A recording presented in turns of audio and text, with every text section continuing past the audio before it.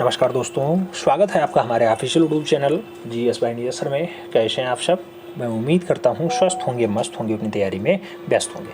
मित्रों, आज की जो क्लास होगी इसमें बहुत सारे समसामयिक कलाकार शामिल होंगे। समसामयिक कलाकारों में सुधीर पटवर्धन होंगे, बद्रीनाथ आर्या होंगे, नलिनी मालिनी होंगी, नीलिमा शेख होंगी, समीर मंडल होंगे, दिनकर कौशिक होंगे, दिलीप दास गुप्ता होंगे, प्रयाग झा जिल्लर होंगे आदि नाम भी एक साथ पढ़ने का प्रयास है। तो थोड़ा सा वीडियो फास्ट रहेगा। हमें उम्मीद है कि आप लोग बिल्कुल पेन पेपर उठा के बैठ गए होंगे। पहला नाम सुधीर पटवर्धन का है। 1949 में मूल रूप से इनका जन्म होता है। कहाँ पे होता है? तो महाराष्ट्र का पुणे में मूल रूप से इनका जन्म होता है। सुधीर पटवर्धन ने 1975 ईस्वी से 2005 ईस्वी तक पेशे से रेडियोलॉजिस्ट के रूप में कार्य किया। तो ये पूछा जाता है कि मुंबई में एज अ रेडियोलॉजिस्ट के रूप में किसने कार्य किया है? तो उनका नाम आता है सुधीर पटवर्धन। और एक अच्छे कलाकार के रूप में भी रहे हैं, तो सुधीर पटवर्धन ही नाम आएगा। सुधीर पटवर्धन ने प्रमुख रूप से मुंबई के मजदूर और श्रमिकों को दर्शाने का प्रयास किया है, वो भी घनवादी चित्रण में। तो पूछा जाता है कि सुधीर पटवर्धन का झुकाव किधर रहा है? तो घनवाद की तरफ रहा है। सुधीर पटवर्धन का प्रिय चित्रण माध्यम क्या रहा? तो ये जल रंग में चित्रण किए हैं। जल रंग याद रखना। जल रंग मूल रूप से भारत में, तो उसका जनक माना जाता है अवनी बाबू को। आगे बात करेंगे तो कहा जाता है सुधीर पटवर्धन ने कला मित्र गीव पटेल से भी पेशे से रेडियोलॉजिस्ट थे। ये किसके मित्र रहे हैं? तो गीव पटेल भी मूल रूप से सुधीर पटवर्धन के अच्छे मित्रों में शुमार रहे हैं। रेडियोलॉजिस्ट के रूप में कार्य किए हैं और मूल रूप से ये भी अच्छे चितेरे रहे हैं। इन्होंने अपने मुंबई की लोकल ट्रेन का चित्रण करके जल रंग में बहुत अच्छा कार्य कर दिया। तो ये पूछा जाता है कि मुंबई का लोकल ट्रेन चित्रण किसका है? तो मुंबई का लोकल ट्रेन जो चित्रण होगा मूल रूप से सुधीर पटवर्धन का माना जाता है। सुधीर पटवर्धन के चित्रों की पहली एकल प्रदर्शनी जब लगती है तो उस सन का नाम होता है 1979 और ये आर्ट हेरिटेज दिल्ली में आयोजित की जाती है। 1979 ईस्वी में सुधीर पटवर्धन की पहली प्रदर्शनी लगती है आर्ट हेरिटेज नई दिल्ली में। आगे वर्तमान में सुधीर पटवर्धन का कार्यक्षेत्र क्या रहा है? तो वर्तमान समय में ये मुंबई में रह करके चित्रकारी कर रहे हैं। इनके चित्रकारियों में चित्र बहुत फेमस हैं, तो इसका पूरा स्क्रीनशॉट आप बहुत अच्छे से ले लीजिएगा। सुधीर पटवर्धन के अच्छे चित्रों में ईरानी रेस्टोरेंट है जो कैनवास पे बनाया गया, 1977 का डाटा है। नुक्कड़ का नुक्कड़ नाटक की अगर बात करते हैं, कैनवास पे तेल रंग में बनाया गया, 1981 का डाटा है। शहर की अगर बात करते हैं, कैनवास पे बनाया गया तेल रंग में, 1984 का डाटा है। और सेरेमनी की अगर बात करते हैं तो कैनवास पे तेल रंग में बनाया गया, 1984 का बहुत अच्छा डाटा माना जाता है सेरेमनी। बालकनी की अगर बात करते हैं तो बालकनी रचना भी बहुत अच्छी रचनाओं में शुमार है सुधीर पटवर्धन की, और कैनवास पे एक्रेलिक रंग से बनाया गया, 1999 का बहुत अच्छा डाटा माना जाता है। अगर राइड की बात करते हैं तो राइड रचना भी 1996 की है सुधीर पटवर्धन की। और उल्लासनगर की अगर बात करते हैं तो कैनवास पे एक्रेलिक रंग के द्वारा 2001 में डाटा बनाया जाता है, सुधीर पटवर्धन ने ही बनाया है। ट्रेलिंग द ट्रुथ की अगर बात करें 2005 की रचना है, और डेथ ऑफ स्ट्रीट की अगर बात करते हैं तो 2007 की रचना मानी जाती है। जबकि फैमिली फिक्शन की अगर बात करें 2010 की बहुत अच्छी रचनाओं में शुमार है। किसने बनाया? सुधीर पटवर्धन ने बनाया। वही सुधीर पटवर्धन जिनका जन्म मूल रूप से महाराष्ट्र में होता है, आज की डेट में भी मुंबई में बहुत अच्छा कार्य कर रहे हैं। साथ में इनका बहुत अच्छा रचना लोकल ट्रेन होता है। तो ये डाटा आपके जीवन के लिए बहुत महत्वपूर्ण था, इसलिए इसे कराया गया। अगला नाम बद्रीनाथ आर्या का बहुत बढ़िया से पूछे जाते हैं। बद्रीनाथ आर्या का जन्म कहाँ पे होता है? तो पेशावर पाकिस्तान में होता है। कब होता है? 1936 में, यानी 1936 में होता है। उस टाइम पेशावर भारत का हिस्सा हुआ करता था। भारत विभाजन के पश्चात बद्रीनाथ आर्या का परिवार कहाँ आता है? तो लखनऊ आते हैं, नवाबों की नगरी में आकर के बस जाते हैं। बद्रीनाथ आर्या ने चित्रण करने के लिए कौन सी? तो वास्तु तकनीकी का प्रयोग बहुत अच्छे से बद्रीनाथ आर्या ने किया है। अपने चित्रण के माध्यम में वास्तु तकनीकी का प्रयोग किया। आगे बद्रीनाथ आर्या के चित्रण का प्रिय माध्यम क्या रहा है? तो जल रंग रहा है। जल रंग आवश्यकता अनुसार धोया जाता है, उसे कहा जाता है वास्तु चित्रण। ठीक है, वास्तु मतलब धुलाई आवश्यकता अनुसार की जाती है, ना कोई फिक्सिंग होता है कि 10 बार 5 बार या 2 बार धुलना है। तो बद्रीनाथ आर्या वास्तु चित्रण के लिए बहुत फेमस कलाकारों में शुमार रहे हैं। बद्रीनाथ आर्या के चित्रों का विषय क्या रहा? तो पौराणिक आख्यान रहा, त्यौहार रहा, होली, दीपावली, भारतीय वेशभूषा और दैनिक जीवन को बहुत अच्छे से बनाने का काम किसका रहा है? तो वो रहा है बद्रीनाथ आर्या का। बद्रीनाथ आर्या का संबंध कहाँ से रहा? तो लखनऊ कला महाविद्यालय से भी रहा है। बद्रीनाथ आर्या के कलागुरु कौन रहे हैं? तो ललित मोहन सेन, सुधीर रंजन खासगिर और हरिलाल मेढ़ मूल रूप से किसके गुरु रहे? बद्रीनाथ आर्या के कलागुरुओं में शुमार रहे। बद्रीनाथ आर्या के शिष्य कौन हैं? तो वर्तमान में वास्तु तकनीकी के चित्रकार राजेंद्र प्रसाद जो हैं, ये मूल रूप से बद्रीनाथ आर्या के शिष्य माने जाते हैं, राजेंद्र प्रसाद जी। आगे राजेंद्र नहीं, बद्रीनाथ आर्य ने कला और शिल्प महाविद्यालय लखनऊ से सन 1957 में चित्रकला और मूर्तिकला की शिक्षा ग्रहण की थी। 1957 में मूल रूप से चित्रकला की शिक्षा कहाँ से ग्रहण की है? तो शिल्पकला महाविद्यालय लखनऊ से। याद रखना, आंसर्स देगा जे स्कूल ऑफ आर्ट्स। बहुत सारे लोग जे स्कूल ऑफ आर्ट्स से पढ़े हुए हैं, लेकिन बद्रीनाथ आर्य का संबंध किससे रहा? पेशावर में जन्म हुआ, लेकिन लखनऊ आर्ट कॉलेज से मूल रूप से इन्होंने शिक्षा ग्रहण की। आगे, लखनऊ कला महाविद्यालय में बद्रीनाथ आर्य को 2 गुने एलिफेंट साइज के कागज पर चित्रकारी करने के लिए जाना जाता है। तो 2 गुने एलिफेंट साइज के कागजों पर चित्रकारी कौन किया करता था? तो उस कलाकार का नाम होता है बद्रीनाथ आर्य। आगे, बद्रीनाथ आर्य के चित्रों में कौन कौन शामिल होता है? तो चित्र श्रृंखला है मूल रूप से लय और जीवन। लय और जीवन बहुत अच्छी चीज श्रृंखला है, इसमें बहुत सारी रचनाएं हैं। तो लय और जीवन किसने बनाया? बद्रीनाथ आर्य ने बनाया, जो राष्ट्रीय आधुनिक कला संग्रहालय में सुरक्षित है। राष्ट्रीय शब्द जुड़ जाए तो राष्ट्रीय आधुनिक कला संग्रहालय दिल्ली में होगा, दिल्ली में सुरक्षित है। आज कला एवं शिल्प महाविद्यालय लखनऊ के प्रधानाचार्य के पद को किसने सुशोभित किया है? तो आगे चल करके बद्रीनाथ आर्य वहीं पढ़े हैं और वहीं मूल रूप से एज अ प्रिंसिपल के रूप में भी कार्य किए।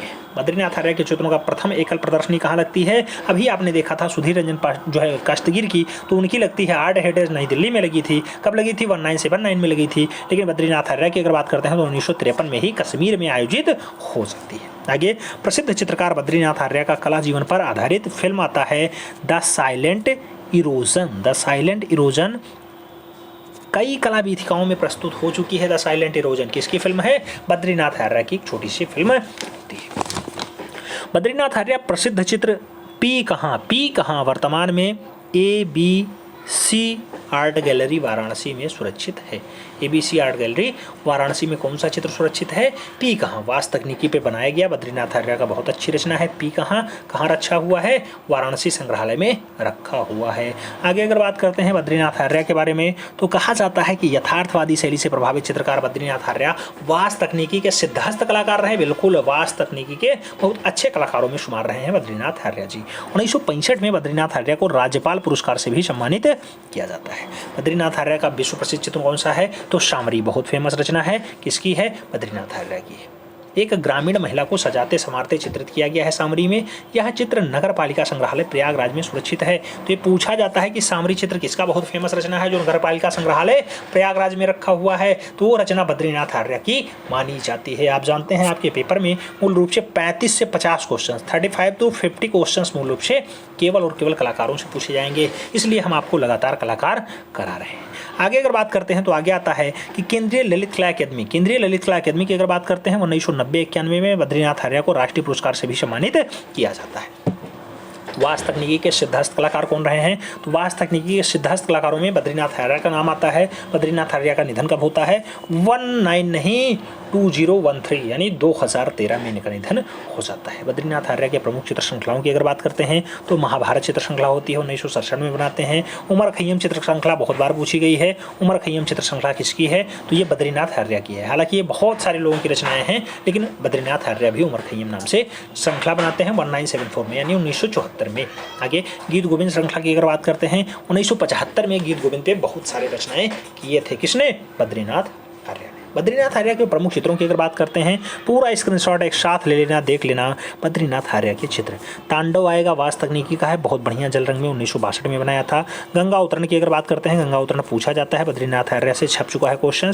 वास्तु तकनीकी में जल रंग में 1963 में ये रचना बनाई गई थी। सांवरी की अगर बात करते हैं 1962 की रचना होती है, ये भी जल रंग में बनाई गई। प्रतीक्षा की अगर बात करते हैं, वास्तु तकनीकी जल रंग में बनाया गया 1970 का डाटा बहुत फेमस है। और मृग मरीचिका, ग्रीष्म, पेड़ की छांव, वर्षा में, रात में नौका, लंका दहन, उत्पीड़न, एक शहर का चेहरा अच्छी रचनाओं में शुमार है बद्रीनाथ आर्य के। सिम्फनी, भारत मिलाप या भरत मिलाप, लय प्रलय और यातना जो अच्छी रचनाएं हैं, ये किस कलाकार की हैं? तो वही बद्रीनाथ आर्य की हैं, जिसका जन्म पेशावर में 1936 में होता है। तो ये नाम बद्रीनाथ आर्य का था।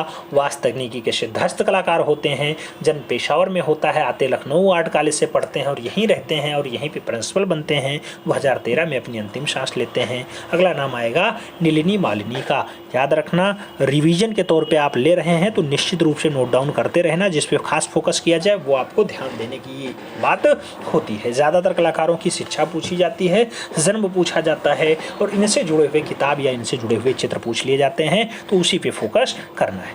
नलिनी मालिनी का जन्म मूल रूप से कहाँ पे होता है? नलिनी मालिनी का जन्म 1946 ईस्वी में कराची में होता है। और नलिनी मालिनी कला की शिक्षा कहाँ? तो जे स्कूल ऑफ आर्ट्स यानी मुंबई से करती हैं। नलिनी मालिनी ने विभिन्न क्षेत्रों में कार्य किया है, जैसे चित्रकार के रूप में, प्रतिस्थापन कला के रूप में, वीडियो कला के रूप में, रंगमंचन कला के रूप में, फिल्मों में कार्य भी बहुत अच्छे से नलिनी मालिनी ने किया है। आगे अगर बात करें तो आगे कहा जाता है कि दिल्ली में भारतीय महिला चित्रकारों की पहली एकल प्रदर्शनी नलिनी मालिनी के द्वारा ही आयोजित की जाती है, लगाई जाती है। भारत विभाजन के पश्चात नलिनी मालिनी कहाँ? तो नलिनी मालिनी आप जानते हैं जन्म तो कहाँ पे हुआ था? जन्म कराची में होता है। लौट के कहाँ आती हैं? कोलकाता में रहना स्टार्ट करती हैं।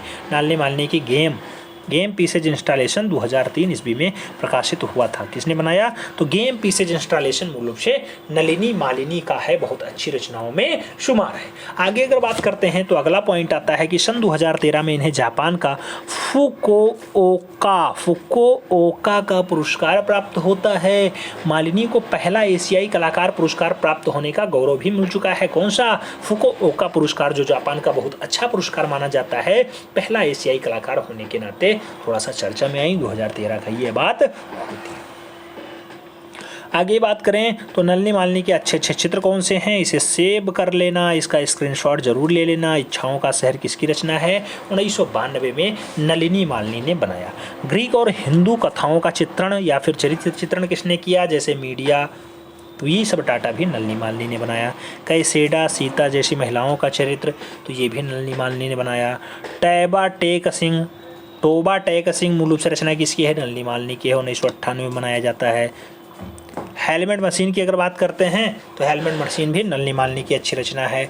2000 वीडियो इंस्टॉलेशन की अगर बात करते हैं, ऐसी रचना भी नलिनी मालिनी ने बनाया है। मदर इंडिया की बात करें, नलिनी मालिनी की अच्छी रचना है। खेल का मैदान हो, नलिनी मालिनी ने बनाया। राधा को प्रसन्न करना, ऐसा डाटा दर्शाने का प्रयास किसने किया? नलिनी मालिनी के द्वारा बनाया गया है। रेडियो सुन रहा हूँ, ऐसा दृश्य भी नलिनी मालिनी ने बनाया। पुरुष महिला ड्रेसिंग अगर बात करें तो ऐसी रचना नलिनी मालिनी की है।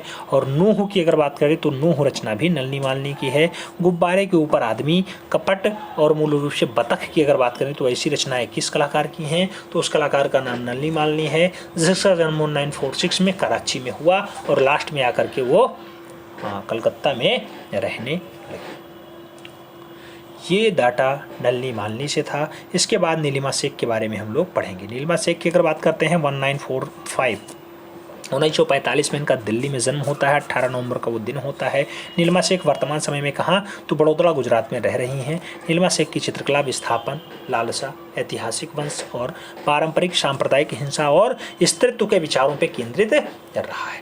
नीलिमा शेख कागज, पेंट, इंस्टॉलेशन, बड़े स्क्रॉल, थिएटर सेट डिजाइन, बच्चों की किताबें आदि का चित्रण बहुत अच्छे से कर लेती थी। उनका नाम नीलिमा शेख है।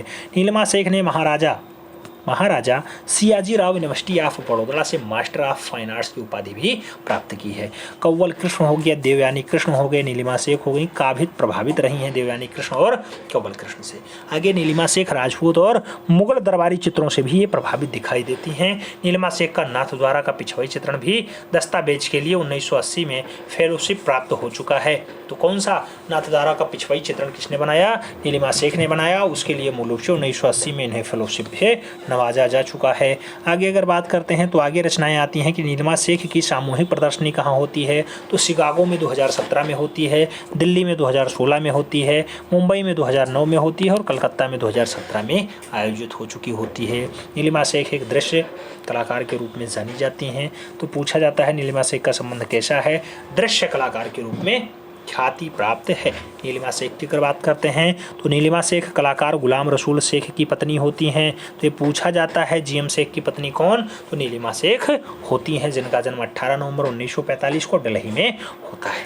नीलिमा शेख वर्तमान में तो नीलिमा शेख सन 1984 में टेम्परा पद्धति में 12 पेंटिंगों की श्रृंखला तैयार की, जिसका शीर्षक ह्वेन चंपा गो अप होता है। तो ह्वेन चंपा गो अप से क्वेश्चन खूब पूछा जाता है। नीलिमा शेख इसका राइट आंसर बनती है। नीलिमा शेख के प्रमुख कृतियों की अगर बात करते हैं तो याद रखना ड्राइंग रावण हो गया, बहुत अच्छी रचनाओं में शुमार है। ड्राइंग रावण हो गया, गिलहरी हो गया, रिवर कैरिंग ए क्रॉस हो गया, मजनू बेरी वेड हो गया, झेलम हो गया, सरहद हो गया, जागृत रात 4 हो गया, और श्रृंखला हो गया, शमान हो गया, और मटन की दुकान हो गया, सीजन के बारे में सिर्फ श्रृंखलाएँ आदि जो रचनाएं हैं ये जो है किसकी हैं? नीलिमा शेख की हैं। वही नीलिमा शेख जो गुलाम मोहम्मद शेख की पत्नी है। डाटा इम्पोर्टेंट है, याद रखना, आपके काम का था, वो आपको बताया गया। आगे बढ़ेंगे, दिनकर कौशिक के बारे में पढ़ेंगे। दिनकर कौशिक की पुस्तकें बहुत पूछी जाती हैं।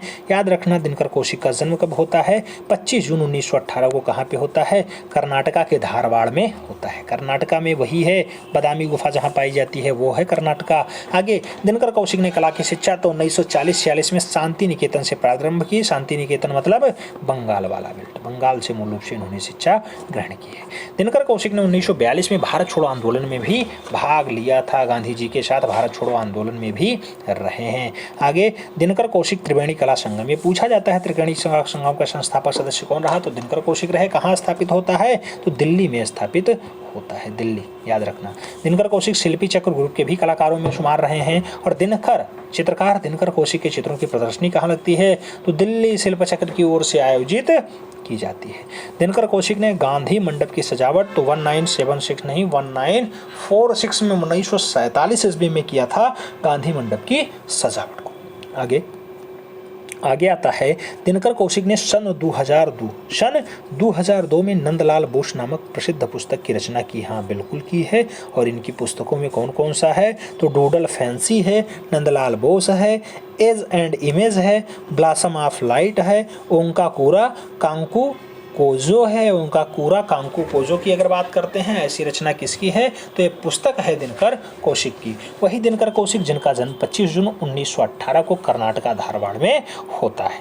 दिनकर कौशिक के अच्छे अगर चित्रों की बात करें तो पूछा जाता है विद्रोही रचना किसकी है? तो विद्रोही 2 भी दिनकर कौशिक की है। स्त्रीलिंग है, रूढ़िवादी उत्सव है, परमानंद प्यार करने वाला है, और किशोर है, उसके साथ साथ प्यार की कोई सीमा नहीं। ये सब रचनाएं किसकी हैं? तो दिनकर कौशिक की रचनाओं में शुमार है। दिनकर कौशिक की रचनाओं में शुमार है। याद रखना, दिनकर कौशिक से ये क्वेश्चंस बन सकते थे, इसलिए इन्हें पढ़ाया गया। उसके बाद हम लोग आगे बढ़ेंगे और समीर मंडल के बारे में देखेंगे। समीर मंडल की अगर बात करते हैं, जन्म कब होता है? 1952 में। 24 परगना पाकिस्तान नहीं, पंजाब में होता है। नहीं, पश्चिम बंगाल में पड़ेगा बाबू। 24 परगना कहाँ पड़ता है? पश्चिम बंगाल में पड़ता है। आरंभ से ही समीर मंडल का एकमात्र माध्यम रहा है, उस माध्यम का नाम होता है जलरंग। तो जलरंग में समीर मंडल ने खूब ज़्यादा ख्याति प्राप्त की है। सन 1975 से समीर मंडल ने government college of fine arts and craft Kolkata से फाइन आर्ट्स में स्नातक किया। समीर मंडल भारत की सबसे प्रसिद्ध पत्रिका इंस्टॉलेशन वीकली के लिए जलरंगों में राजनीतिक कार्टून का भी चित्रण किया करते थे। किसके लिए? इलस्ट्रेट वीकली में राजनीतिक कार्टूनिस्ट के रूप में कार्य किए हैं। किसने? समीर मंडल ने। Illustrate weekly. आगे, समीर मंडल भारतीय रंगों के अलावा विंसर न्यूटन रंगों का भी प्रयोग खूब अच्छे से किए हैं। समीर मंडल वान गॉग के चटक रंगों से भी खूब ज़्यादा प्रभावित दिखाई देते हैं। अजंता के चित्रों के अलावा चीन की एक्रोल पेंटिंग के बोर्ड, तुलिका घात और इजिप्ट यानी मिस्र की चित्रलिपियों से भी समीर मंडल को ज़्यादा प्रेरणा मिलती है, ज़्यादा जो है प्रोत्साहित रहते हैं। आगे अगर बात करें तो समीर मंडल के बारे में कहा जाता है कि बहुचर्चित फिल्म तारे ज़मीन पर के लिए समीर मंडल ने एक पेंटिंग भी तैयार की थी। वही है समीर मंडल जिनका जन्म 24 परगना बंगाल में होता है।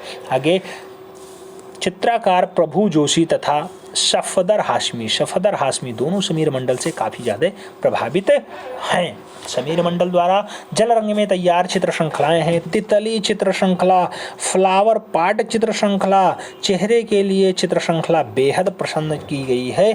तितली चित्र श्रृंखला हो, चाहे फ्लावर पार्ट श्रृंखला हो, चाहे चेहरे की चित्र श्रृंखला हो, बेहद पसंद हुई है, जिसकी चित्र श्रृंखला समीर मंडल के द्वारा तैयार की जाती है।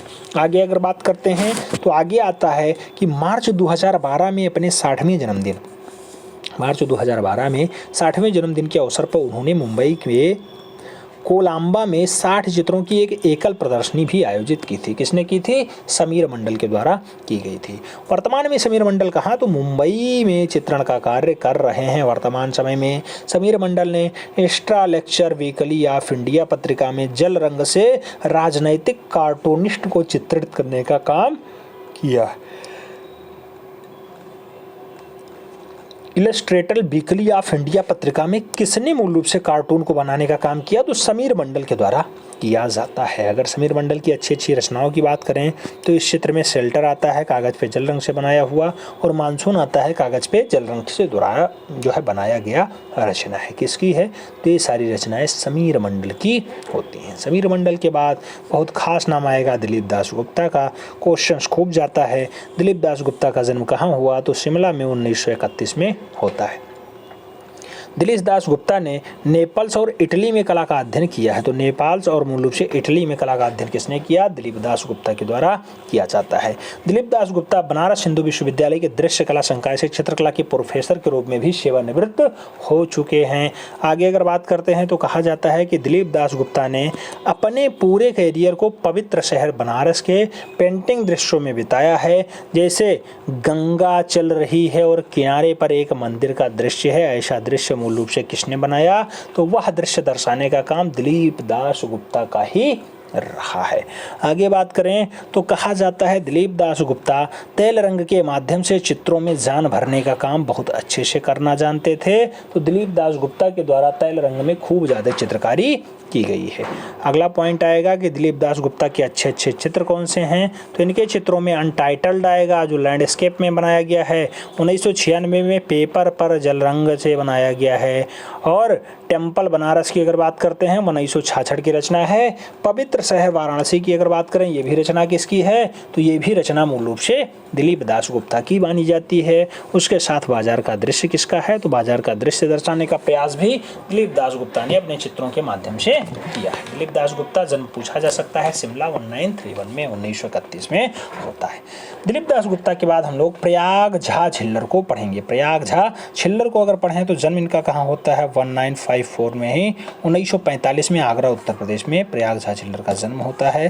प्रयाग झा ने एमए विश्वविद्यालय MS विश्वविद्यालय of Baroda faculty of fine art में ग्राफिक आर्ट के पोस्ट डिप्लोमा भी करने का काम करते हैं। कहाँ से? MS विश्वविद्यालय फाइन आर्ट फैकल्टी बड़ौदा से। आगे प्रयाग झा एक स्वतंत्र चित्रकार के साथ साथ बॉम्बे में पेन ड्राइंग और नक्काशी का भी कार्य किया करते थे। पेन ड्राइंग और नक्काशी का कार्य किसने किया है? प्रयाग झा ने किया, जिसका जन्म आगरा उत्तर प्रदेश में हुआ है। आगे प्रयाग झा को सन 1995 से 97 तक कालिदास मेघदूत पे नक्काशी परियोजना के लिए उन्हें भारत के मानव संसाधन विकास मंत्रालय के पुरस्कार से भी समाजा जा चुका है, यानी नवाजा जा चुका है। आगे अगर बात करते हैं तो अगला पॉइंट आता है कि प्रयाग झा की पेंटिंग भारतीय महाकाव्य मेघदूत में द मैसेंजर क्लाउड्स के दृश्यों को दर्शाया गया है। किसके? भारतीय महाकाव्य मेघदूत में द मैसेंजर क्लाउड्स के दृश्यों को बनाने का काम किया गया है। प्रयाग झा झिल्लर को भारत के राष्ट्रपति द्वारा राष्ट्रीय पुरस्कार से भी सम्मानित किया जा चुका है। प्रयाग झा की रचनाएं दिल्ली के national gallery of modern art में मूल रूप से संग्रहित दिखाई देती हैं। प्रयाग झा को 1985 ईस्वी में राष्ट्रीय कला अकादमी नई दिल्ली से जो है पुरस्कृत किया जाता है, यानी इन्हें पुरस्कृत किया जाता है। प्रयाग झा झिल्लर की प्रमुख कृतियाँ कौन सी हैं? तो नूड मूर्ति होती है, खरक जो है खारदार होती है, द फ्लाइट होती है, कौवा है, मेघदूत की नक्काशी है, द मैसेंजर क्लाउड्स है, और जो है स्नातक हाउस शीर्षक है स्कैटर्ड लाइफ ऑन अलोन की अगर बात करें तो ऐसी रचना किसकी है? ये रचना भी प्रयाग झा की है। और साथ में अगर बात करें the flying series in front of the house, तो ऐसी रचना भी the flying series in front of the house रचना जो है प्रयाग झा झिल्लर की अच्छी रचनाओं में शुमार है।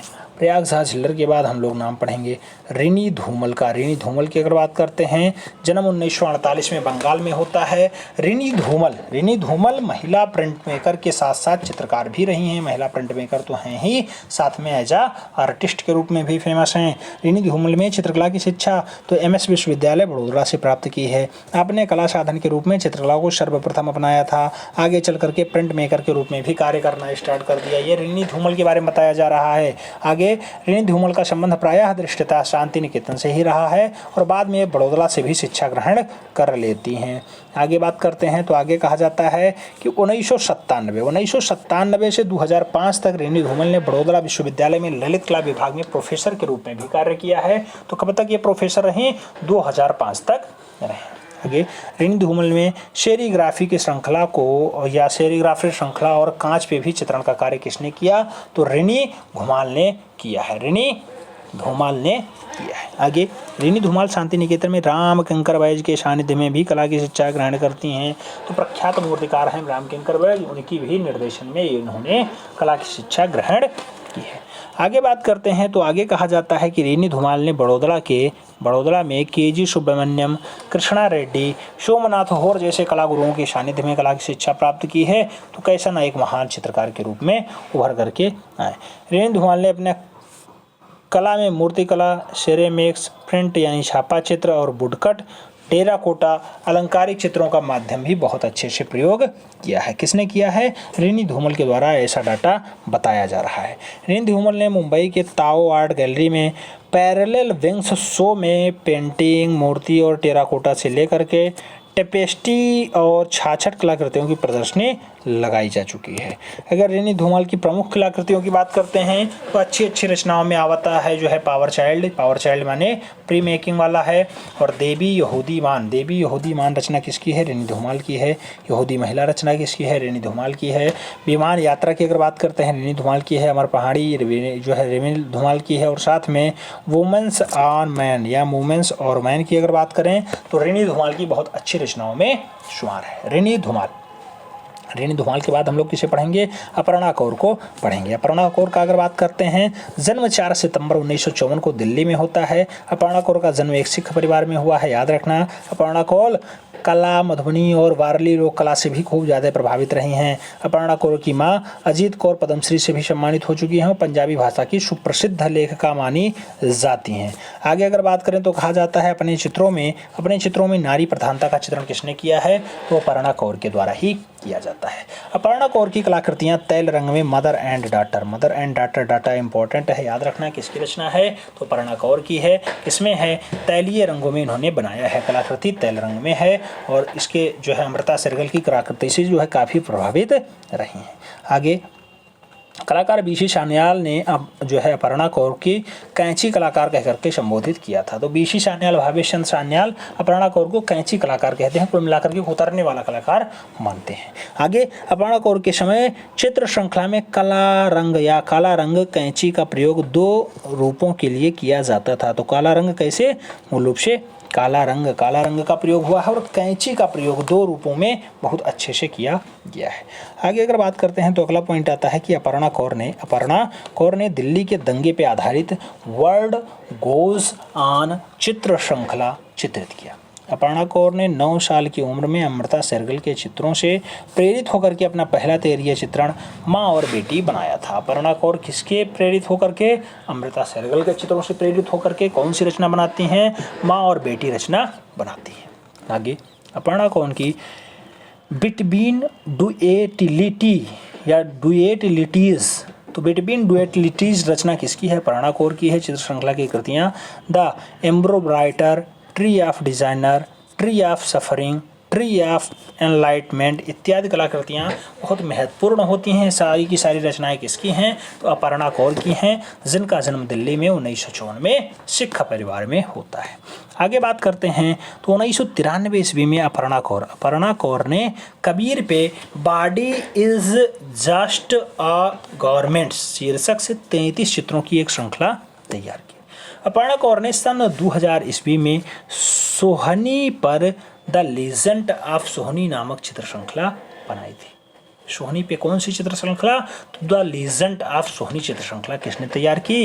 वो डाटा तैयार होता है अपर्णा कौर के द्वारा। आगे, अपर्णा कौर की आध्यात्मिक चित्र शक्तियों में गुरु नानक चित्र श्रृंखला सबसे महत्वपूर्ण मानी जाती है। गुरु नानक किसकी है? अपर्णा कौर की रचना है। जापान पर हुए परमाणु बम के हमले में 50वीं बरसी पे जो है अपर्णा कौर ने एक बड़ी साइज का म्यूरल पेंटिंग बनाया था। तो परमाणु बम जापान वाला मूल रूप से 50वीं बरसी पे किसने डाटा तैयार किया? तो वो डाटा तैयार करने का काम अपर्णा कौर का रहा है। याद रखना, अपर्णा कौर से क्वेश्चन भी बनेगा। अपर्णा कौर 1980 में धरती नामक चित्र श्रृंखला तैयार करती हैं, जो बहुत अच्छे से जो है प्रसिद्धि का पात्र बनती है। आगे वर्ष 1970 ईस्वी में नौकरानी विषय पे चित्र श्रृंखला किसने तैयार की? तो भी अपर्णा कौर के द्वारा तैयार की जाती है। अपर्णा कौर ने वृंदावन की विधवाओं के ऊपर एक बहुचर्चित चित्र श्रृंखला तैयार कर दी। विडोज ऑफ वृंदावन का भी निर्माण किसने किया?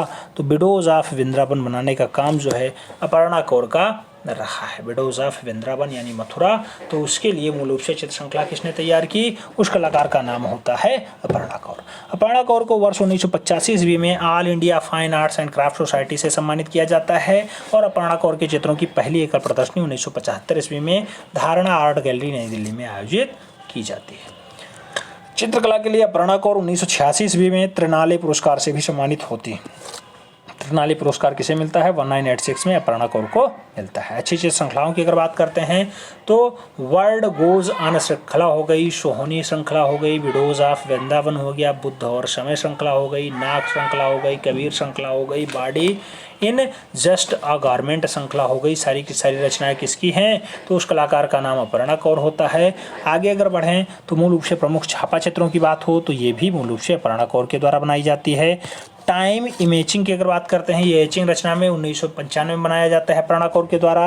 अर्थ एंड स्काई की अगर बात करते हैं, ऐसी एचिंग 1999 में बनाया गया। सोल्जर्स मदर की अगर बात करते हैं, एचिंग में 1995 में बनाया गया, यानी 1995 में बनाया जाता है। और body is just a garment, ये एचिंग रचना होती है 1995 में बनाया जाता है। किस कलाकार के द्वारा? तो उस कलाकार का नाम होता है अपर्णा कौर। अपर्णा कौर। इसके साथ साथ चित्रों की अगर बात करते हैं तो चित्र कौन सा है? निर्भया चित्र, बहुत अच्छी रचना। निर्भया चित्र कैनवास पे तेल रंग से अपर्णा ने बनाया है। रक्षक ही भक्षक की अगर बात करते हैं तो रक्षक ही भक्षक रचना अपर्णा कौर के द्वारा बनाई जाती है। द चाइल्ड्स गॉड्स, तो द चाइल्ड्स गॉड्स किसकी रचना है? अपर्णा कौर की है। सिख दंगे की अगर बात करते हैं, सिख दंगा भी अपर्णा कौर ने बनाया है।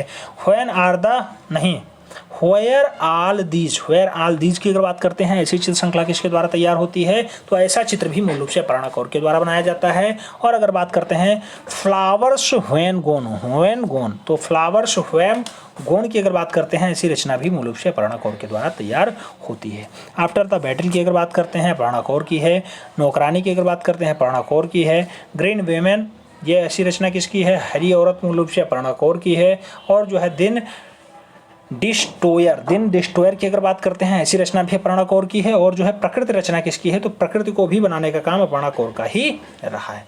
आगे अगर बात करते हैं तो स्विमर की बात होगी। स्विमर रचना हो, योगिनी हो, टाइम इमेज हो, हार्वेस्ट हो, और जो है कनेक्शन हो, योगी हो, प्यार हुआ हो, इत्यादि जो रचनाएं हैं किस कलाकार की हैं? ये सारी की सारी प्रसिद्ध चित्र रचनाएं मूल रूप से अपर्णा कौर की मानी जाती हैं। अपर्णा कौर वही हैं 4 सितंबर 1954 को दिल्ली में जिनका जन्म होता है। उसके बाद हम लोग किसे पढ़ेंगे? उसके बाद सरोज पाल गोगी को हम लोग पढ़ेंगे। सरोज पाल गोगी की अगर बात करते हैं, जन्म तो 1945 ईस्वी में नवोली उत्तर प्रदेश में होता है। अनीश फाउखी ने सरोज गोगी पाल को स्त्रीत्व का चित्रकार किसने कहा? तो अनीश फाउखी के द्वारा कहा जाता है। सन 1967 ईस्वी में सरोज गोगी पाल को लखनऊ कला महाविद्यालय से 5 वर्षीय चित्रकला डिप्लोमा भी प्राप्त होता है। किस सन में? 1967 में। आगे कहा जाता है सरोजी पाल या फिर सरोज पाल गोर्गी चित्रकार, मूर्तिकार, स्थापत्य कलाकार और साथ में ग्राफिक कलाकार के रूप में जानी जाती हैं।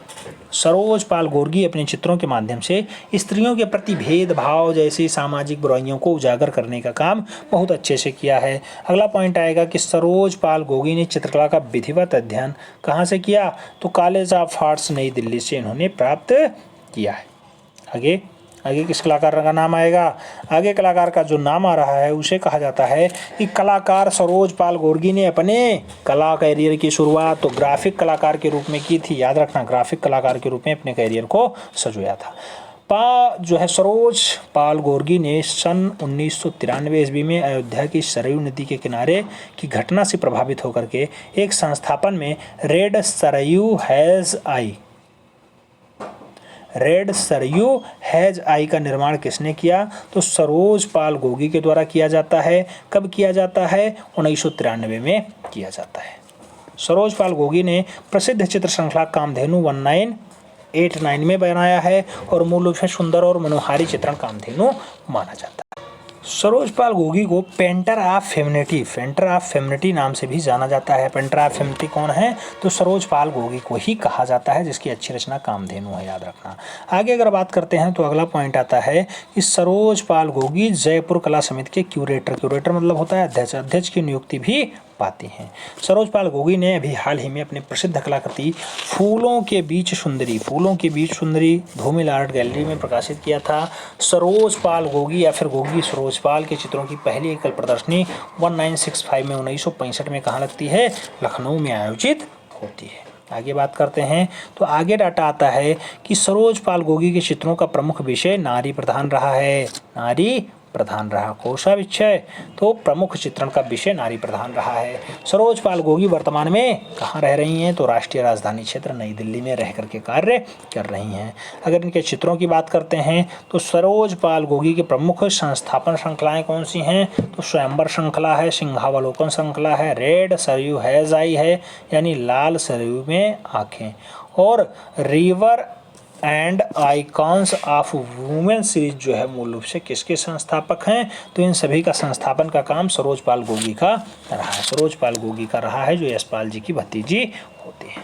प्रमुख चित्र श्रृंखला की अगर बात करते हैं तो चित्र श्रृंखला में कामधेनु श्रृंखला, हठ योगिनी श्रृंखला, आग का दरिया चित्र श्रृंखला है, all the flowers for you series की अगर बात करते हैं, ऐसी रचना किसने बनाई? तो इस रचना को भी मूल रूप से सरोज पाल गोगी के द्वारा बनाया जाता है।